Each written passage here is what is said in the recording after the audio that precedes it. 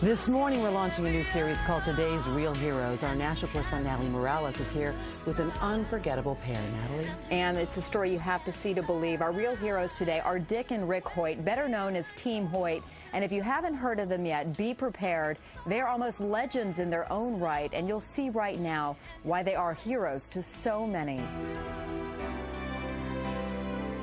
This is one of the greatest love stories of all time, a story of a father who climbs mountains and runs to the ends of the earth and back to give his son a better life, a life that transcends the limitations of his body.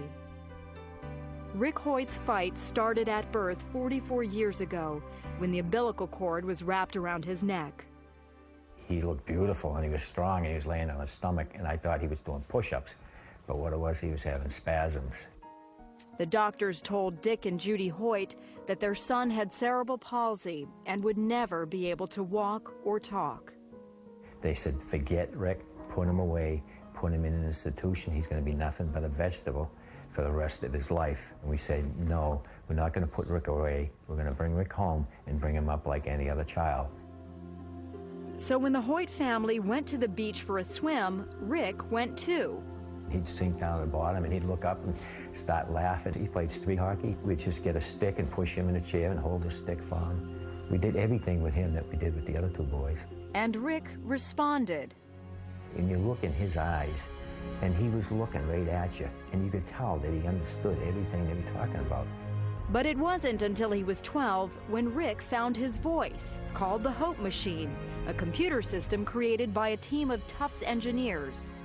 Hopefully people will look at me as an intelligent person and look past my disabilities.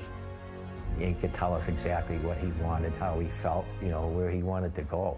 And it got him to go to school, and he got to be able to talk to a lot of other people. It was at high school where Rick first learned of a 5-mile charity road race for a paralyzed teenager. And he said, Dad, I have to do something for him. I want to let him know that life goes on. For Dick, who wasn't a runner, it was a call to action as a father. Rick told me, he said, Dad, when I'm running, it feels like my disability disappears. And that was all Dick needed to hear. Now, at the age of 66 and 44, Dick and Rick have run 950 races, 60 marathons, including their 25th Boston Marathon this year. They even started doing triathlons, competing in 6 Ironmans, the ultimate test of strength and endurance. All the way, Dick pulls, pushes, and carries Rick's 110-pound frame over the course of the 2.4-mile swim, 112-mile bike ride, and 26.2-mile run. So on this day, we're going for a leisurely stroll. This is a slower pace than you two normally go, right? Oh, this is a nice pace, too. It's a good break. But they don't slow down for long.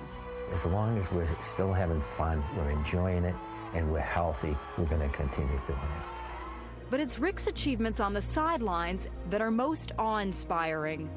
I may be disabled, but I live a very fulfilling life.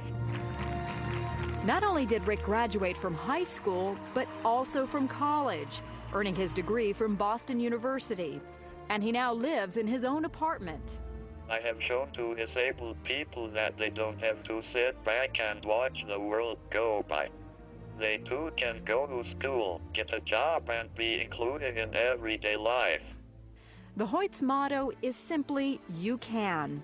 And they've made so many believe anything is possible.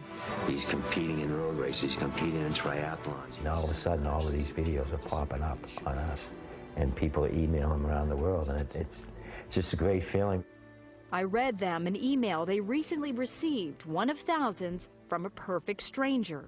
I write this because I'm a father, and to my shame, I have been nothing like you, Dick. I have been selfish more than I've been selfless. I'm not raising my son the way I had intended to raise him, and up to this point, you could say, I have failed. But yesterday, in a moment's time, I was changed. My heart was broken when I saw how much you must love your son to put yourself through such agony that he might experience the thrill of the race. Yesterday, it became less about me and more about being my children's father. I thank you, sir. You hear this over and over again. Yes, yeah. It clearly is, it touches you every time. It really does, yeah. But you're more than a father. I mean, you are a hero to so many. Mm. And most importantly, you're a hero to Rick. I just think I'm myself, and I just love my family. And I just want to be the very best father I can be.